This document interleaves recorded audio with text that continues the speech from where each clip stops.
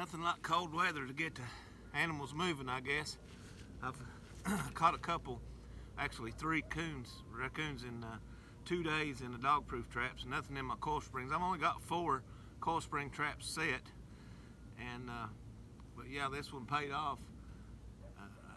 I had a cold spell last night, some freezing rain and stuff, and a little bit of snow. Most of it's gone. You might be able to see a little piece or 2 here and there of snow, but most of it's gone. But it looks like it finally got them to moving a little bit. So happy with this coyote here. It's awful. Got a lot of red tint to him, but we're tickled with him. We'll take care of him and get on down the line.